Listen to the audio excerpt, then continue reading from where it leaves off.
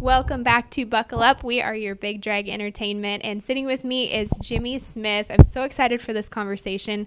Jimmie, thank you for taking time, and I always love getting to visit with you and your mom. She's here. She's off camera. Can't see her right now, but you guys are just some of my very favorite people. So how has it been going this week? It's been good.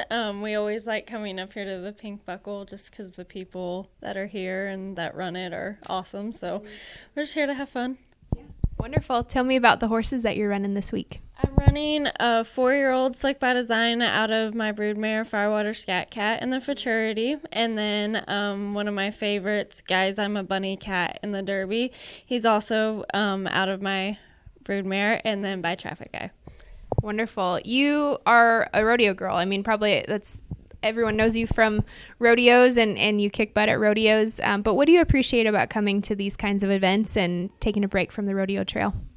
It's pretty cool to be able to stay in one spot and run at the money that is up at these races is incredible. The great ground, you can't beat it. And like I said, the money that you can win staying in one spot for a week is insane. Absolutely. Well, and we're happy to hear that that is appealing because we want to draw people from all corners of the sport to these kinds of events. You guys, you and your mom and your whole family, you have a lot of young horses at home and you do breed and you do raise. How do you guys work together to keep everything moving forward with your busy schedule?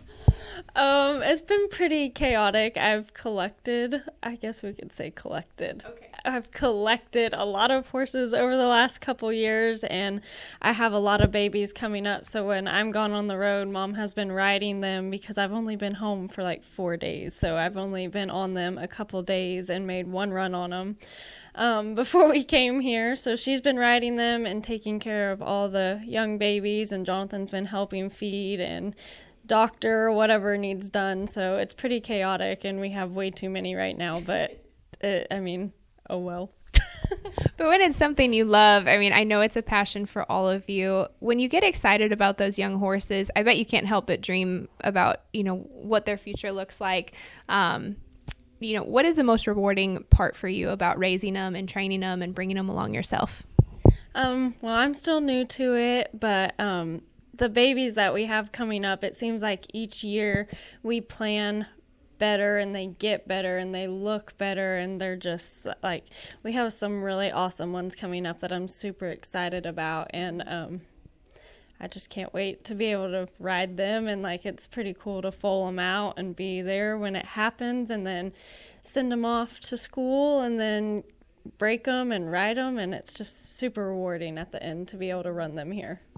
Switching over to kind of the other side of your barrel racing career, which is rodeo, let's talk about the summer that you had, because you are one of the most determined, inspirational people that I know, and very honored to call you a friend. And I think you just set such a great example for people this summer with all the trials that you did encounter and your attitude. So take us through, for folks that don't know, take us through some of the events that happened. I don't know if it's determined or hard-headed. It's one of the two, but I was not going to go home.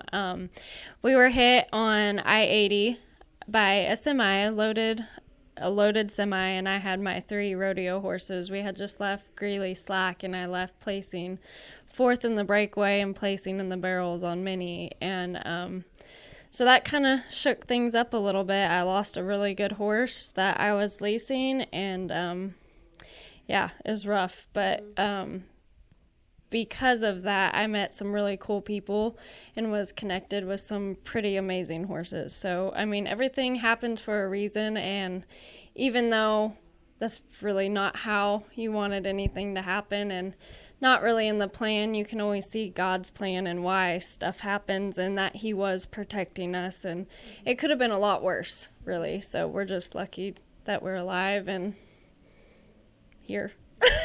And we are so happy that you are. That's a beautiful, beautiful testimony. Tell us what happened from the point of the accident through the rest of your season. I know there were a lot of pieces that came together. I mean, people arranging for a truck to get there, a trailer to get there, horses. Talk about how that community just kind of surrounded you, and with your determination, you finished the season.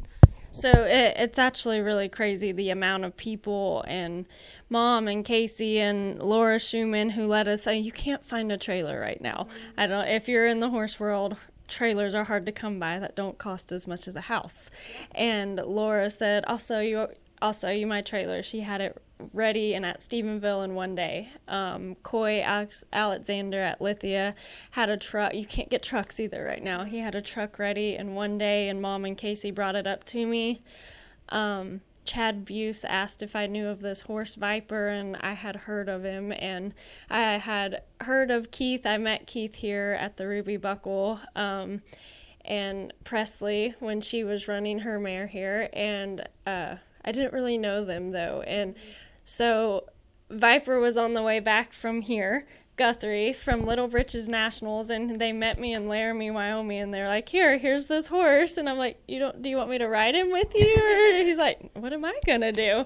So that just happened, and Viper like turned my world upside down. Like, he was a saving grace, and he did so well like all summer. We won a round at Cheyenne, short round at Nampa. He helped Nikki make the short round at Ellensburg, second at Omak, just winning after winning after winning. He was phenomenal.